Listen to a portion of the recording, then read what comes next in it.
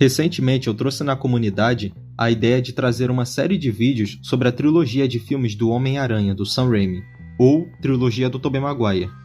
Faz um tempo que eu estava com vontade de reassistir esses filmes. A última vez que eu vi eles foi antes de lançar Sem Volta Pra Casa. Poucos dias antes do filme estrear, eu maratonei todos os outros filmes do Aranha. E foi muito legal. Esses filmes são insanos até hoje. Então, como eu já queria reassistir e só esperava uma desculpa, eu pensei, criar conteúdo, né? Eu vou comentar de tudo um pouquinho. Falar do Peter, do Tio Ben, Tia May, Norman Osborn, Harry, Mary Jane, de tudo um pouco. Nesse vídeo, apenas será abordado o primeiro filme. Deixar para falar dos outros depois. Bom, vamos embora pro vídeo. Lançado em 2002 e dirigido por Sam Raimi, Homem-Aranha buscava algo muito difícil de ser feito: apresentar ao grande público um herói já estabelecido no mundo dos quadrinhos, o Homem-Aranha. Em uma época onde o UCM ainda não existia, o conhecimento do que eram filmes de super-heróis ainda era muito pequeno, com os poucos que receberam uma certa atenção, sendo filmes como Superman, de 1978, Batman, de 89 e X-Men, de 2000. Filmes que fizeram seu determinado sucesso, porém não o suficiente para definir o que seriam os filmes de super-heróis dali em diante. Até porque, com exceção dos X-Men, o resto desses filmes com o tempo foram recebendo continuações vergonhosas que aos poucos mataram seu futuro no cinema.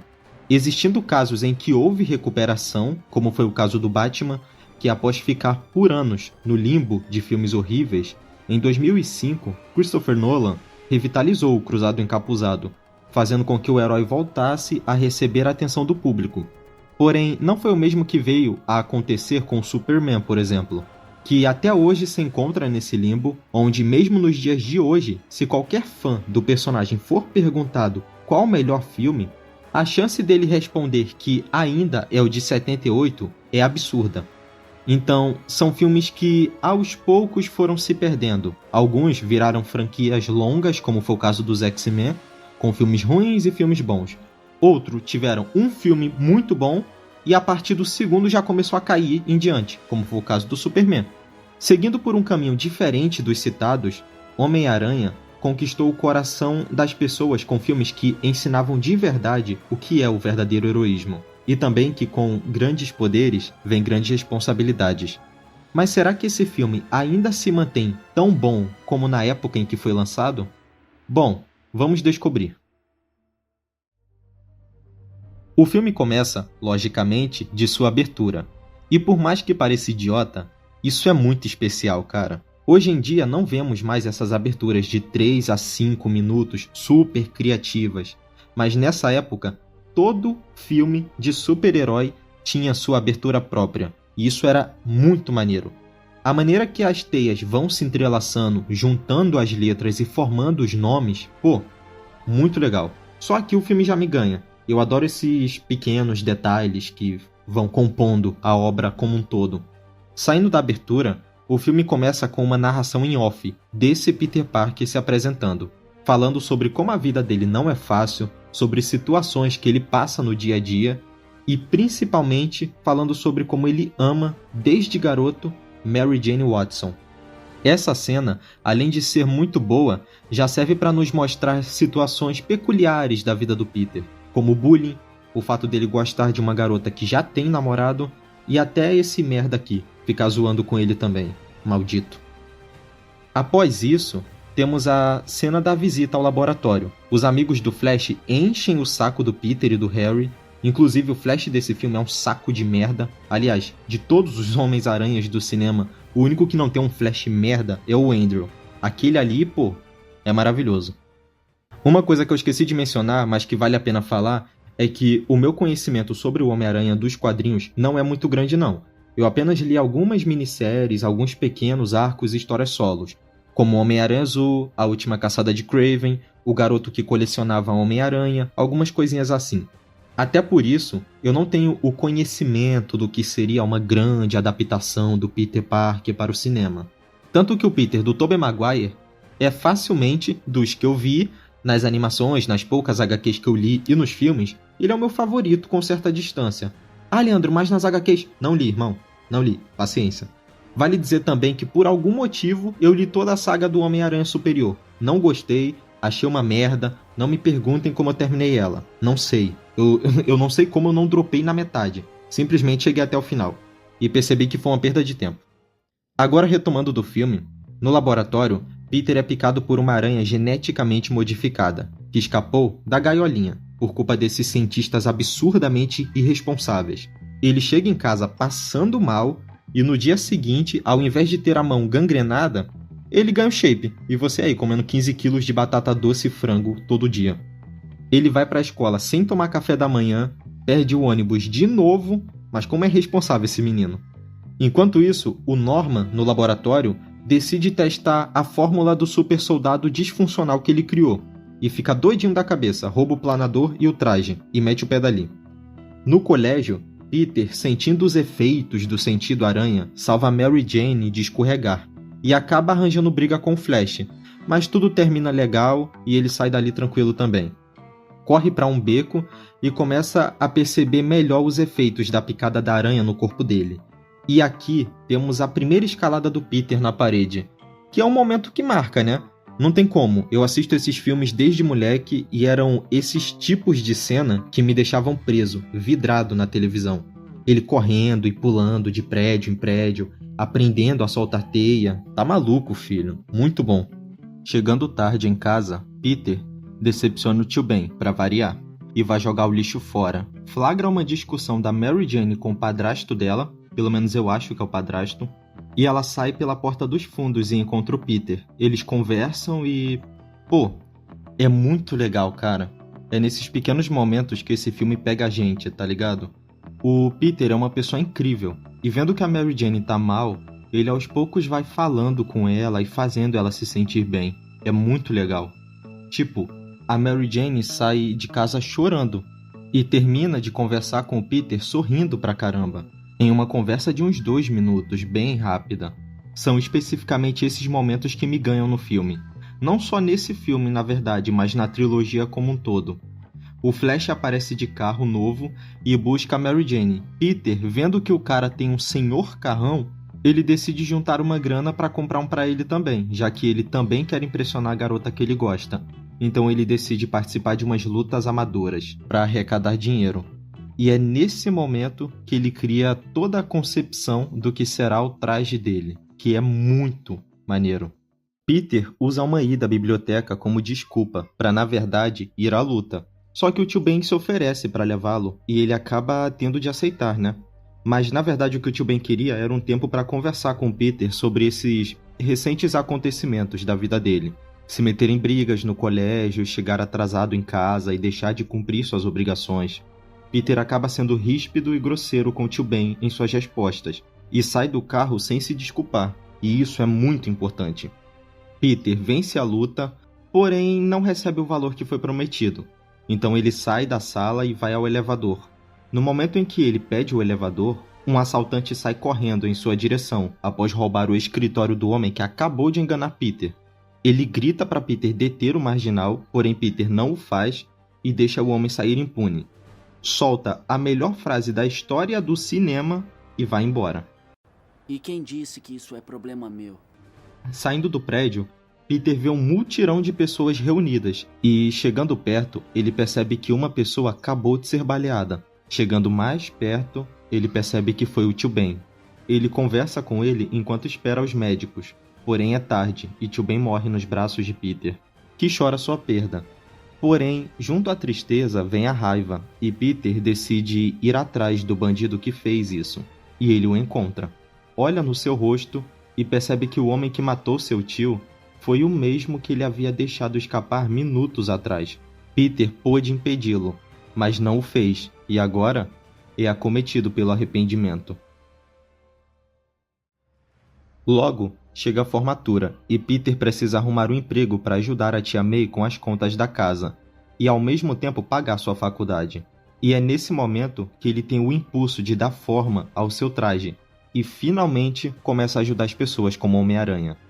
Peter vê no jornal um anúncio de emprego para fotógrafos no jornal Clarim Diário, coordenado pelo incrível J. Jonah Jameson.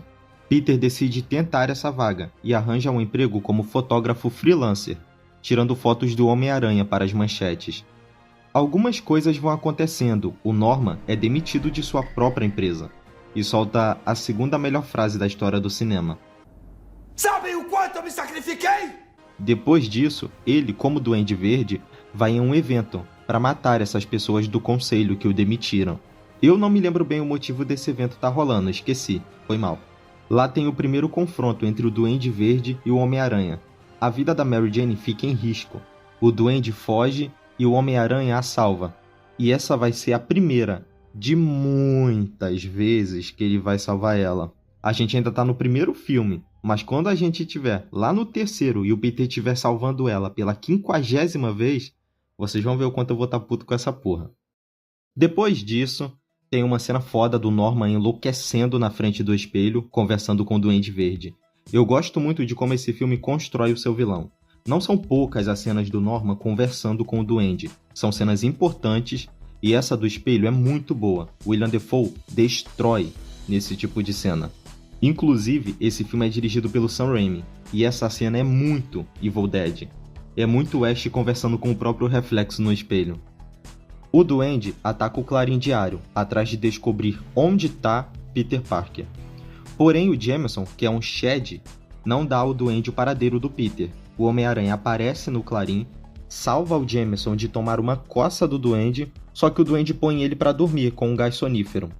Peter acorda em um telhado com os braços presos, e o Duende lhe oferece a possibilidade deles trabalharem juntos, e quem sabe matarem algumas pessoas inocentes no processo.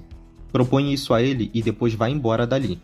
E o Peter, no auge de sua consciência, fala: Não tô afim de fazer isso daí não. Bom, o filme corta para uma cena onde o Peter tá caminhando pela rua, encontra a Mary Jane, eles conversam e tal, e depois se despedem e se separam. Só que Peter percebe que alguns homens muito do mal intencionados perseguem a Mary Jane por um beco, na intenção de estuprar. Olha só, essa máscara aqui ele não quis pôr no filme, pra não assustar as crianças. Mas o porra, tá liberado. Bom, o Homem-Aranha aparece pra salvá-la, e eu amo essa cena porque ela não tem nenhum uso de CGI. Até então no filme já apareceram diversas cenas do Homem-Aranha lutando contra ladrões e tal. Só que todas com CGI.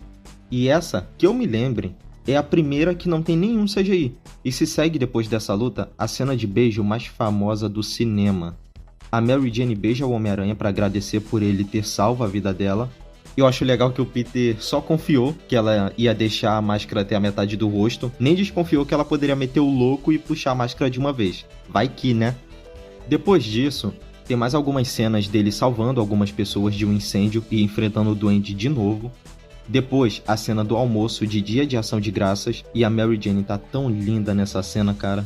Eu amo ela.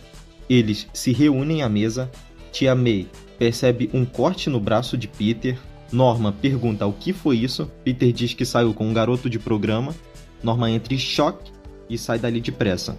Harry diz que organizou esse jantar apenas para que ele pudesse apresentar a Mary Jane a Norman. Mas o Norman, que não tá nem aí, fala uns absurdos sobre a Mary Jane pro Harry, só que todo mundo lá dentro escuta, só não escutam Harry defender a Mary Jane. E não escutam porque ele simplesmente não defende. A Mary Jane fica puta da vida, briga com o Harry e vai embora. E o jantar de ação de graças vai pra casa do caralho. Logicamente, durante o jantar, Norman sai depressa porque ele descobriu que Peter é o Homem-Aranha, já que foi ele que havia feito o corte em seu braço. Então, Norman se pergunta como ele pode fazer para acabar com o Homem-Aranha, e o Duende dá a ideia de ir atrás da Tia May. E ele vai. Não mata, mas dá um baita susto nela. Tentação, mas livrai-nos. Assim, um pouquinho de susto. Termine! Um sustinho. Aqueles terríveis olhos amarelos. Depois disso, já no hospital, a Mary Jane vai visitar a Tia May. E aqui tem outra cena maravilhosa, cara, que é a conversa do Peter com a Mary Jane. É tão bonita essa cena. Antes eu tinha falado sobre como o Peter tenta sempre fazer a Mary Jane se sentir melhor perto dele. E aqui de novo ele faz isso. Ela vem de uma briga com o Harry, que eu nem falei, mas eles estavam namorando até então, porque o Harry é um talarico do caralho, e o Peter vai falando coisas doces pra Mary Jane, de uma forma a mudar completamente o semblante dela. É muito boa essa cena, eu acho ela muito foda. Bom, depois disso, a Mary Jane vai embora. Tem outra cena braba do Norman, e também uma cena do Peter conversando com a tia May. E durante essa conversa, Peter percebe que se o Duende Verde já sabe quem ele é e já atacou a tia May, nada impede que ele ataque a Mary Jane também. Dito e feito. Ele liga para Mary Jane, porém quem atende é o Duende, que já havia sequestrado. Ele solta mais uma frase foda e passa a localização dele. O Homem-Aranha pode sair pra brincar. Agora é o X1 final, filho. O Homem-Aranha vai aonde o Duende disse e chegando lá, ele precisa decidir se salva Mary Jane ou um bondinho cheio de crianças inocentes. O Homem-Aranha, que assim como o Capitão América não negocia vidas, consegue salvar a todos. E agora X1. O Duende arrasta o Homem-Aranha para um prédio abandonado e a luta começa. Mais uma cena, quase sem uso nenhum de CGI, sem piadinha no meio da luta, só porrada franca, filho. O Homem-Aranha vence a luta, porém o Duende dá uma de espertinho e tira o capa, e começa a enrolar o Peter. E no meio da enrolação, ele chama o Planador para atacar com as lâminas pelas costas do Peter. Ele, sem um pingo de vergonha na cara, fala que tem sido um pai pro Peter, e o Peter solta mais uma frase absurda. Eu tenho pai. O nome dele era Ben Parker. E com a ajuda do Sentido Aranha, esquiva do Planador, que acerta o Norman ao invés dele, o matando ali mesmo. É, filho, filme de super-herói com morte de vilão no final, pique o Batman de 89 mesmo, que termina com a morte do Coringa. Inclusive, se você nunca assistiu aquele filme por ser antigo, por favor, vá assistir. Aquele ali é um filmaço absurdo, brabíssimo. Após tudo o que aconteceu, Peter leva o corpo de Norman para sua casa e Harry o encontra. Descobre que seu pai era o Duende Verde e culpa o Homem-Aranha pela sua morte. Corta para o enterro de Norman. Harry está visivelmente abalado e diferente. E Mary Jane tem um diálogo interessante com Peter em frente ao túmulo do tio Ben. Ela declara seu amor a ele e, por mais que Peter quisesse dizer que a ama com todas as suas forças, ele não pode. Por estar ao seu lado, ela poderá entrar em perigo de novo. E da próxima vez, ele poderá fracassar em salvá-la. Portanto, deixando seus sentimentos de lado, Peter a recusa. E é assim que esse filmaço termina. Bom, vamos para alguns comentários antes de finalizar o vídeo. Irmão, como é maravilhoso esse filme, cara. Cenas marcantes, falas marcantes, dublagem brasileira colossal, com destaques como Manolo Rey. Manolo Rey é um dublador que marcou muito a minha vida em dois personagens, o Peter Parker e o Marty McFly. E é uma voz muito marcante para qualquer um que goste desses personagens. Já faz um tempo que Sem Volta para Casa foi lançado, e a única coisa que eu queria era que o Tobey tivesse a voz do Manolo. E é incrível quando ele aparece na casa do Ned. Aquele filme é muito bom. Falando desse filme aqui, eu disse durante o vídeo que eu não sei praticamente nada do Peter nos quadrinhos. Então, pra mim, o Peter do Tobey é perfeito. Ah, Leandro, mas é perfeito. Perfection. O tio Ben, perfeito. A tia May desse filme, perfeita. E no segundo filme, ela vira uma personagem melhor ainda. William Dafoe destrói como Duende Verde, vilão absurdo e marcante. Eu gosto de verdade da Mary Jane nesse primeiro filme. E digo mais, foi uma injustiça com ela o que o Sam Raimi fez nas duas sequências. Eu sempre vejo as pessoas julgarem ela como um todo, mas cara, nesse primeiro filme, ela é boa, mano. Eu adoro ela nesse primeiro filme. Depois eu só choro a destruição que o Sam Raimi faz com a personagem. Ela no segundo e no terceiro é um saco de lixo. O Harry, nesse primeiro filme, eu também gosto e também acho que o Sam Raimi acaba com ele nas continuações. Esse filme, pra mim, é facilmente top 5 filmes de super-heróis lançados. Facilmente o melhor filme de origem de super-heróis já lançado. Insano, insano. Esse filme aqui, esquece, cara. Eu tô terminando de escrever esse roteiro agora, e eu ainda não sei se esse será o maior vídeo do meu canal. Por enquanto, o vídeo do God of War 1 ocupa esse posto. Então pode ser que esse vídeo aqui venha a ser o maior trabalho com edição que eu já tive que fazer. Então, pelo amor de Deus, se inscreve nesse canal, meu querido, deixa o like, comenta, compartilha. Você sabe o que tem que fazer e vai me ajudar pra caramba. Cara, muito obrigado por assistir o meu vídeo. Se você chegou até aqui, comenta Peter Parker, para me ajudar no engajamento. Bom, é isso. Obrigado pela atenção, até o próximo vídeo e até breve, pessoal.